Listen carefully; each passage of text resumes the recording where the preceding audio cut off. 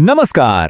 જે કોઈ ગુજરાતના શિક્ષણ ક્ષેત્રમાં પોતાની કારકિર્દી બનાવવા માંગે છે એમના માટે ખૂબ જ મોટા અને સારા સમાચાર છે।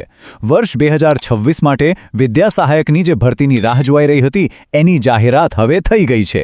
તો ચાલો આ જે મોટી તક આવી છે એની બધી જ મહત્વની વિગતોને આપણે એક પછી એક સમજી લઈએ। અને સૌથી પહેલાં તો એ આંકડો જેના પર બધાની નજર છે, 11,000। જી હા, પૂરી 11,000 જગ્યાઓ। આ કોઈ નાનો સૂનો આંકડો નથી। આ બતાવે છે કે આ માત્ર એક ભરતી નથી, પણ હજારો ઉમેદવારો માટે એક સુવર્ણ તક છે જેઓ શિક્ષણ ક્ષેત્રે પોતાનું પહેલું પગલું ભરવા માંગે છે। તો આ જે 11,000 જગ્યાઓની વાત થઈ રહી છે એ સરકારી પ્રાથમિક શાળાઓમાં ધોરણ 1 થી 5ના વિદ્યા સહાયકો માટે છે, અને એ પણ ખાસ ગુજરાતી માધ્યમમાં। આ બધી નિમણૂકો જિલ્લા અને નગર શિક્ષણ સમિતિઓ કરશે, એટલે કે શિક્ષણના પાયાને મજબૂત કરવાની આ એક બહુ જ સરસ તક છે। ઓકે, તો હવે સવાલ પર આવીએ જે બધાના મનમાં હશે કે આ જગ્યાઓ માટે અરજી કોણ કરી શકે। ચાલો એના જે યોગ્યતાના માપદંડો છે ને એને આપણે એકદમ વિગતવાર સમજી લઈએ, જેથી ફોર્મ ભરતી વખતે કોઈ જ કન્ફ્યુઝન ના રહે। અરજી કરવા માટે આમ તો બે મુખ્ય લાયકાત છે જે હોવી જ જોઈએ।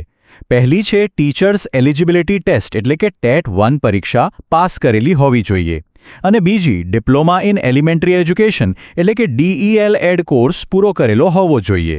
આ બે મુખ્ય શરતો છે। પણ અહીં એક બહુ જ મહત્વની વાત છે, ખાસ કરીને એમના માટે જેઓ હજી ભણી રહ્યા છે। એમના માટે તો આ મોટા રાહતના સમાચાર છે। હવે આ ખાસ જોગવાઈ શું છે, ચાલો એના પર નજર કરીએ। જો જે ઉમેદવારો અત્યારે DEL-EDના છેલ્લા વર્ષમાં છે પણ એમણે ટેટ 1 પરીક્ષા પાસ કરી લીધી છે, તો એ લોકો પણ આ ભરતી માટે અરજી કરી શકે છે। જ્યારે એમનું રિઝલ્ટ આવશે ત્યારે એમને પોતાના માર્ક્સ ઓનલાઈન અપડેટ કરવાનો મોકો મળશે। ખરેખર આ એક બહુ મોટો ફાયદો કહેવાય। કોઈ પણ ભરતી પ્રક્રિયામાં તારીખો તો સૌથી અગત્યની હોય છે, ખરું ને? તો હવે આપણે એ ટાઈમલાઈન પર ધ્યાન આપીએ જેને કોઈ પણ સંજોગોમાં ભૂલવાની નથી। પોતાના કેલેન્ડરમાં અત્યારથી જ માર્ક કરી લેજો। આ સમયરેખાને બરાબર ધ્યાનથી જોઈ લો। ઓનલાઈન અરજીઓ શરૂ થશે 15 એપ્રિલે બપોરે 12 વાગ્યે, અને ઓનલાઈન ફોર્મ સબમિટ કરવાની છેલ્લી તારીખ છે 24 એપ્રિલ બપોરે 3 વાગ્યા સુધી। પણ એક વાત ખાસ યાદ રાખવાની છે, ફોર્મ ઓનલાઈન ભર્યા પછી એને 24 એપ્રિલે સાંજે 5 વાગ્યા સુધીમાં જે નક્કી કરેલું કેન્દ્ર હોય ત્યાં જઈને જમા પણ કરાવવાનું છે। આ ભૂલતા નહીં। ચાલો, તારીખો તો આપણે નોંધી લીધી, પણ હવે સવાલ એ છે કે અરજી કરવી કઈ રીતે?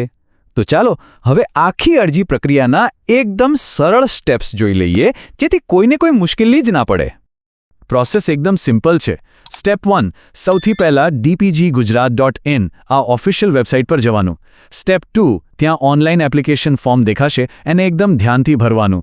અને છેલ્લું સ્ટેપ 3, ફોર્મ ભરાઈ જાય એટલે એની પ્રિન્ટ કાઢીને ટાઈમસર નજીકના સ્વીકાર કેન્દ્ર પર જઈને જમા કરાવી દેવાનું। બસ આટલું જ।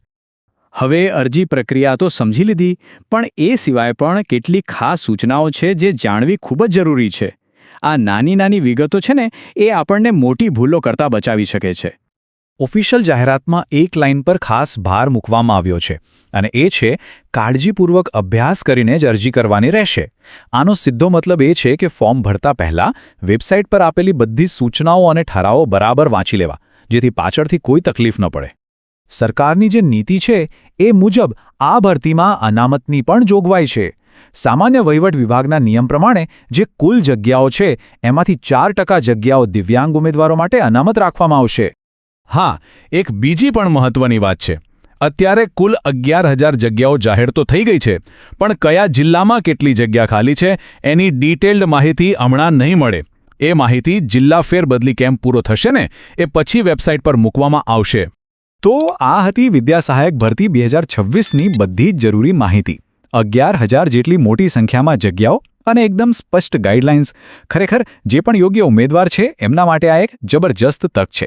હવે સવાલ ફક્ત એક જ છે, શું આવનારી પેઢી એટલે કે ગુજરાતના ભવિષ્યને ઘડવા માટેની તૈયારી છે?